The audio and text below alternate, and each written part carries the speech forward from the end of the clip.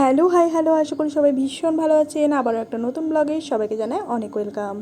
নতুন ব্লগে আজকে আবারও একটা দারুণ রেসিপি নিয়ে হাজির হয়ে গেছি। চলুন রেসিপিটা দেখে নিয়ে যাক। আর অবশ্যই এই রেসিপিটা দেখার জন্য ভিডিও শেষ অবধি থাকতে হবে। আর ভালো লাগলে প্লিজ একটি লাইক কমেন্ট করে জানিয়ে দেবো কেমন লাগলো আজকের এই রেসিপিটা বানানোর জন্য প্রথমে ফ্রাইং প্যানে অল্প একটু তেল গরম করে নিয়েছি, রিফাইন্ড অয়েল। এরপর আমি দুটো মিডিয়াম সাইজের পেঁয়াজ এবং একটা মিডিয়াম সাইজের টমেটো এইভাবে চৌকো চৌকো করে কেটে ভেজে নেব। আমি এটা মশলা পেস্ট বানানোর জন্য রেডি করছি। তো এরপর কিন্তু আমি এখানে দুটো শুকনো লঙ্কা দিলাম, আর দিয়ে দিলাম কিছুটা কাজু, আর দিলাম এখানে বেশ কটা গরম মশলা, গোটা গরম মশলা। তার মধ্যে আছে আপনার দারচিনি, এলাচ, জিরা এবং একটু জায়ত্রী। তো এই দিয়ে ভালোভাবে মশলাটা ভেজে নেব। পুরো মশলাটা একটু হালকা আঁচে ভেজে আর একটু ঠান্ডা হতে দেবো। তারপরে গ্রাইন্ডার জারে এটা ভালোভাবে কিন্তু পেস্ট করে নেব। এই যে পেস্টটা হয়ে গেছে। এরপর কড়াইতে আবারও একটু অল্প রিফাইন্ড অয়েল এবং জিরা, তার সাথে শুকনো লঙ্কা ফোড়ন দিয়েছিলাম। এতে অ্যাড করলাম পেস্ট করে রাখা মশলা, এবং এখানে কিন্তু সবুজ কাঁচা লঙ্কা এবং আদা রসুনের পেস্ট অ্যাড করলাম। এই দিয়ে পুরো মশলাটা ভালোভাবে কষিয়ে নিতে হবে। আজকে বানাচ্ছি ছোলে ভাটুরে, আর এই মশলাটা অবশ্যই ছোলে বানানোর জন্য রেডি করছি।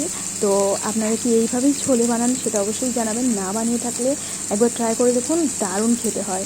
তো এরপর আমি দিয়ে নিলাম স্বাদ অনুযায়ী লবণ, জিরা পাউডার, হলুদ গুঁড়ো powder, Kashmiri red chili powder আর ছোলে মশলার পাউডার। তো এই দিয়ে অল্প একটু জল দিয়ে পুরো মশলাটা ভালোভাবে তেল ছাড়া অবধি কষিয়ে নেব। আর অবশ্যই হালকা আঁচে রাখার চেষ্টা করবেন। আর এইভাবে তেল ছাড়তে শুরু করলে সেদ্ধ করে রাখা আলু এবং কাবলি চানা দিয়ে এটা ভালোভাবে কষিয়ে নেব একদম অল্প আঁচে। এরপর উষ্ণ গরম জল দিয়ে ঢাকা চাপা দিয়ে দিলেই রেডি হয়ে যাবে ছোলে ভাটুরের ছোলে। তো আমি তো এইভাবেই বানাই, আপনারা কীভাবে বানান সেটা অবশ্যই কমেন্ট করবেন। আর একবার হলেও আমার রেসিপি ট্রাই করে দেখবেন, আশা করব আপনাদেরও ভীষণ ভালো লাগবে। তো এভাবে মশলাটা কষিয়ে নিতে হবে ছোলে আর আলুর সাথে।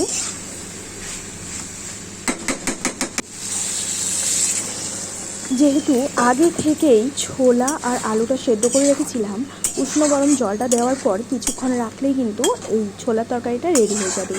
ভাটুরে বানানোর জন্য ময়দা মাখার প্রসেসটা দেখে নিই চলুন।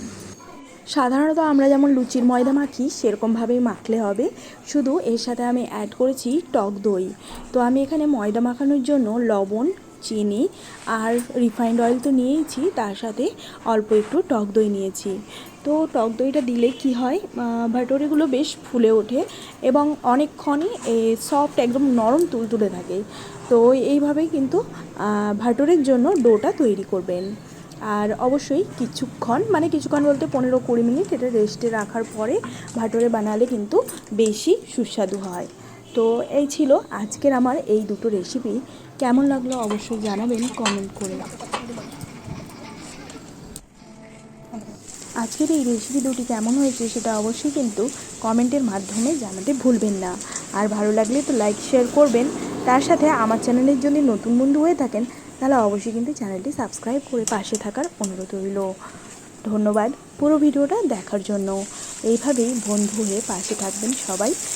সবার সাথে থাকলেই কিন্তু সবাই এগিয়ে যেতে পারবে নিজের টার্গেটের দিকে। তো চলুন আজকের ব্লগ এই অবধি, আবার দেখা হচ্ছে নতুন ব্লগে নতুন কোনো দিন। ততক্ষণের জন্য সবাই খুব সুস্থ থাকবেন, ভালো থাকবেন, হাসি খুশি থাকবেন। Bye bye to all of you.